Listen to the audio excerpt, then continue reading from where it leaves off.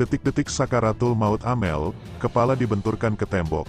Akhirnya terjawab sosok pelaku kasus Subang yang siksa Amel, bukan Yosef. Danu melihatnya. Kasus pembunuhan ibu dan anak di Subang, terungkap detik-detik Amel meregang nyawa di tangan sosok ini. Detik-detik penyiksaan Amel diungkap oleh Danu, saksi kunci kasus pembunuhan ibu dan anak di Subang. Danu sendiri kini telah ditetapkan menjadi tersangka dan ditahan bersama Yosef. Seperti dikabarkan sebelumnya, setelah 2 tahun berlalu, kasus pembunuhan ibu dan anak, Tuti Suhartini dan Amalia Mustika Ratu, mulai terang benderang. Ramdanu atau Danu, akhirnya menyerahkan diri ke Polda Jabar, Minggu, tanggal 15 Oktober tahun 2023, untuk mengungkap kebenaran kasus kematian Tuti dan Amalia.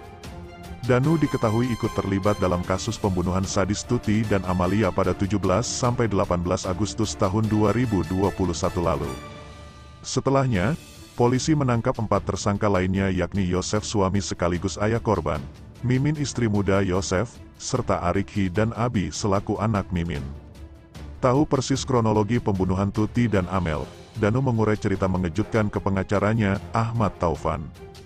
Dihubungi Tribun News Bogor, Ahmad Taufan mengungkap detik-detik Danu diajak untuk terlibat dalam pembunuhan ibu dan anak di Desa Ciseti, Jalan Cagak, Kabupaten Subang tersebut. Awalnya di tanggal 17 Agustus tahun 2021, Danu yang sedang main game di warnet mendadak dihubungi pamannya, Yosef. Biasa membantu Yosef sekeluarga, Danu pun menuruti perintah sang paman. Danu awalnya lagi di warnet, terus ditemui Pak Yosef. Pak Yosef minta dibantu, udah ikut aja Danu. Danu masih bingung tapi tetap dibantu, kata Ahmad Taufan saat dihubungi Tribun News Bogor, Kamis, tanggal 19 Oktober tahun 2023. Segera menjalankan perintah, Danu pun pulang dari warnet menuju ke rumahnya yang tak jauh lokasinya. Tak berselang lama, Danu pun menghampiri Yosef yang sedang makan di pecel lele. Kala itu Danu sempat bertanya ke Yosef soal perintah apa yang harus ia jalankan. Udah bantuin saya aja, pokoknya tenanglah Danu, kata Yosef ke Danu yang ditirukan Ahmad Taufan.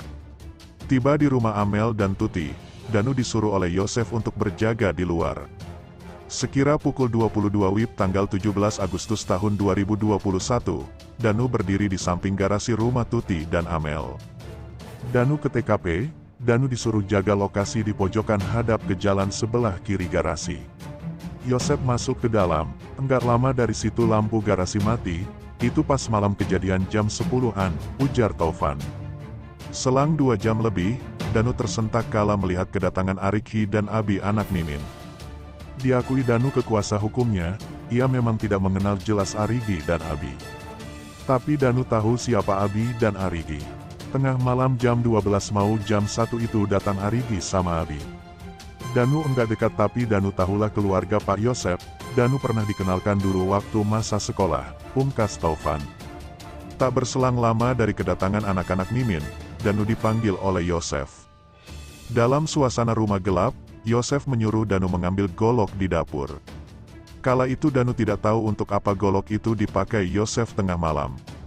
Danu disuruh Pak Yosef ambil golok di dapur di atas meja. Danu ambil, waktu itu garasi gelap, ruang dalam gelap, yang terang cuma dapur. Goloknya diambil Danu, diambil Arigi, Danu disuruh jaga depan lagi, alasannya untuk jaga situasi, ungkap Danu. Langsung kembali keluar rumah, Danu terkejut mendengar teriakan sepupunya, Amel. Pemuda 21 tahun itu pun sontak berlari ke arah kamar Amel. Di sana Danu melihat pemandangan mengenaskan. Setelah Danu keluar, dia dengar teriakan Amel, langsung masuk dia, Danu, ke kamar Amel. Itu sebelum subuh, itu Mimin belum datang, ujar Taufan. Dalam kondisi syok, Danu semakin terkaget-kaget saat melihat anak Mimin, Abi menyiksa Amel. Di samping Amel yang sudah lemas, terlihat Tuti Suhartini yang sudah tergeletak. Danu kala itu tak tahu bahwa Tuti sudah meninggal dunia. Danu masuk ke dalam kamar, melihat Amel lagi koma sakaratul maut gitu. Dia hanya lihat Abi jedukin kepalanya, Amel, ke tembok. Danu lihat Bu Tuti tergeletak, kata Taufan. Seketika bengong dan terdiam, Danu kian terkejut saat disuruh membantu untuk menggendong Tuti ke ruang tamu. Berikutnya, Danu pun disuruh keluar rumah lagi oleh Yosef. Detik-detik mencekam tersebut diungkap Danu ke penyidik Polda Jabar. Akibat pengakuannya itu, Danu pun kini resmi ditahan. Sementara Danu telah memberikan pengakuan, polisi masih mendalami kasus tersebut. Pun dengan peran masing-masing pelaku yang hingga kini masih diselidiki pihak kepolisian. Sementara pihak Danu telah mengungkap kronologi pembunuhan Tuti dan Amalia, pengacara tersangka lainnya justru teguh pendirian. Pengacara Yosef sekeluarga, Rohman Hidayat membantah keterlibatan kliennya dalam kasus Subang.